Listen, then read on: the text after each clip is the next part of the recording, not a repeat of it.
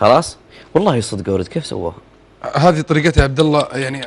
شوف من جد والله. طيب خليك تتريق. لا مو تريقه والله، هذه يحطون ماده عليها اتوقع وبعدين يضغطون عبد الله، يضغطونها ويحطون ماده مجبسه زي الجل الشعر كيف يثبت. والله انا اقول لك الجل مو يثبت الشعر، ماده موجوده هنا.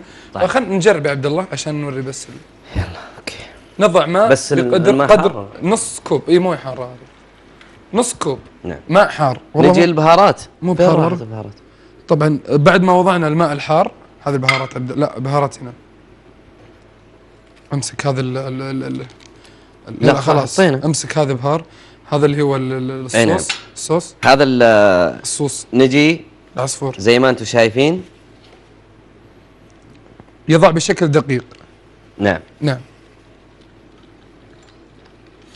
يعني ودي لك ان شاء الله جاي نعطيك اياها. طبعا عبد الله يعني وضع قطع اللحم البقري مو على طول كذا. لا طبعا اكيد لا. لان هذه تخرب الوجبه. ابغاك توضح للكنترول كيف يتم وضع اللحم البقري فوق اعطني الشوكه لو سمحت. الهمجي. طبعا الشوكه لها اسماء كثير. نعم. غسبو. طبعا ايش تسوي؟ ما تحط هذا كامل، لا بعد وحده. لاحظ الحركه عبد الله، بالله تحيه للحركه، اقسم بالله والله الحركه. قال الحركه هذه يا اخي. بعدين ايش توزعها في اجزاء من المنطقه. يا سلام. بعدين ايش تسوي؟ بقي في اشياء صح عبد الله زي ما انت شايف. عبد الله الضغط. لا لحظه، هذه بنجيلها الضغط بنجيبها، لا تخرب السمعه. اوكي بقي شيء بسيط. ايش تسوي على طول؟ يا اخي خلاص بعتزل من بيت الخليج يا عبد الله، وخر عني والله ما اقدر. يا اخي يا اخي ابداع. طبعا بالتالي نجي نفغص. لا انا يعني يعني تهرس. انا ما ادري، انا اتكلم بلهجتي ما ادري. نفغص يعني يعصد. نقلب يقلقب. يلعب هذا. بالتالي ايش يظهرنا؟ يخلط انت. الله زي ما انت شايفين. شكرا استاذ عبد الله. يعني انا اشكرك فعلا. يعني كلمة اندومي اصبحت مشهورة لدرجة ان الناس يستخدمونها في اسامي مستعارة بالانترنت. انت نسيت شيء. معليش لا مقاطعة لحديثك استاذ عبد الله، انه لها من اسمها نصيب. ان دومي اي استمري. ان دومي. الله. اوكي لحظة. ان دومي يدوم. استمري. ان حرف نصب. ليش؟ لأنه الشركة نصابة. هذا اللي يسوي دعاية وفي الأخير خربها. كحل عماه. هي ما نصابة. ان يعني لا مو نصابة، بس ان حرف نصب. حرف نصب. دومي منصوب. بس عبد الله انا عندي لك فكرة، لو تغير اسم الاندومي وتسميها يعني بتوني. لا يعني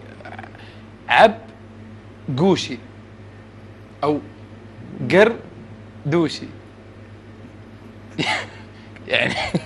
يعني عشان يتصل اسمنا في اسم الموضوع هذا. نترك الجمهور يختارون اسم للاندومي بحيث انه يجمع دوش وقرنوش. علشان ايش؟ يعني بعدين اقول لك ما اقول لك عبد الله، ما اقول لك اعطني الاندومي بالاسم اللي راح يختارونه الان في هذا الوقت. مظبوط. واستاذ ناصر، وتحيه للجمهور وتحيه اللي يشوفونا واللي يسمعونا. اعزائي المشاهدين، كنتم معنا في برنامج لقاء على الهواء مع الاستاذ الكبير صاحب الطبخات والاندوميات والاكلات الشعبيه والغربيه والشهيره قرنوش من المملكه العربيه السعوديه. اوجه لك تحيه استاذ عبد الله. حبيبي تسلم. استاذ عبد الله، يعني انا اشكرك على تواصلك معنا في هذا البرنامج. فرصه سعيده اني انا التقيت فيكم واني وضحت لكم بعض يعني كيفية صنع المعكرونة وكيفية وضع البهارات وصنعها بالطريقة الملائمة، والفرصة السعيدة اللي شفتكم. احنا اسعد يا استاذ عبد الله. انت اسعد ولا احمد؟ معنا اتصال من هنغاريا. مرحبا. يا هلا والله. ايوه اختي. اختي عفوا الاستاذ عبد الله راح يرد على سؤالك، بس قبل لا يرد على سؤالك استاذ عبد الله، فعلا سؤال الاخت ان شاء الله اختي. الأخت تسأل كيف طريقة صنع المهلبية؟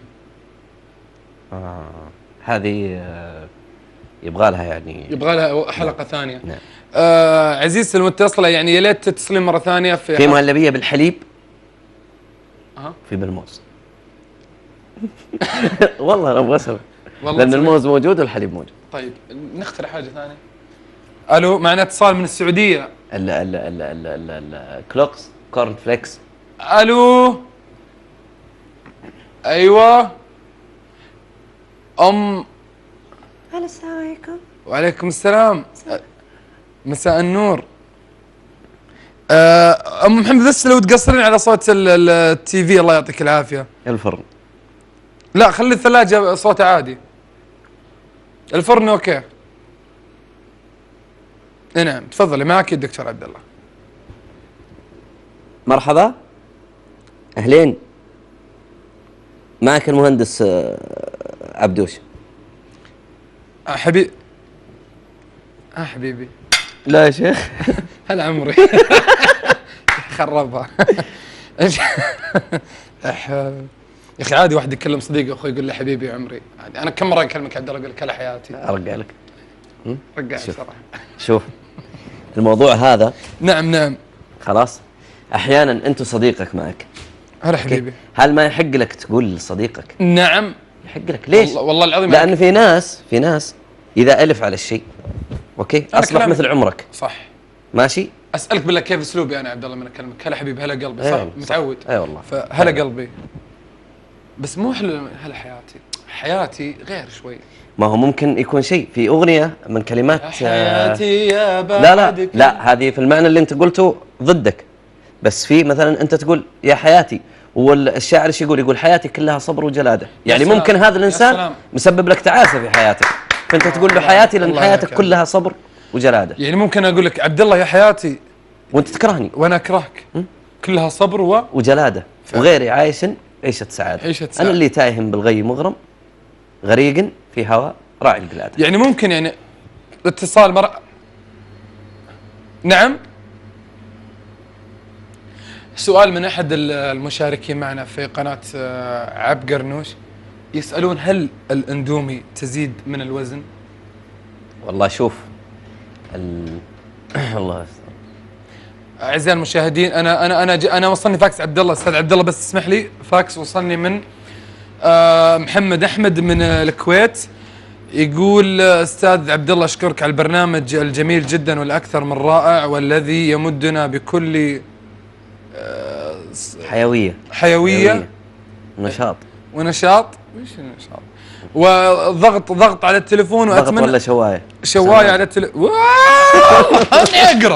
اني اقرا. معلش اعزائي المشاهدين، احنا على الهواء.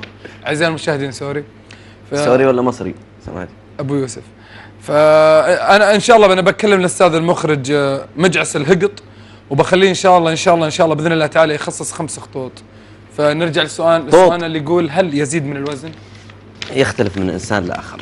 نعم. خلاص. يعتمد على يعتمد اولا على قابليه الانسان للاكل. نعم. فمثلا يعني نقول مثلا خلينا نتناول احد المتسابقين عصام الدعيس، لو اكل من المكرونه هذه الين ينفقع ما زاد كيلو واحد عادي. والسبب هم فرقاك. نعم. لكن خلينا نقول مثلا الله اكبر عليك وجه الله. الله اكبر. بسم الله الرحمن الرحيم. الله اكبر. وصل الاسم الاول قرعوشي.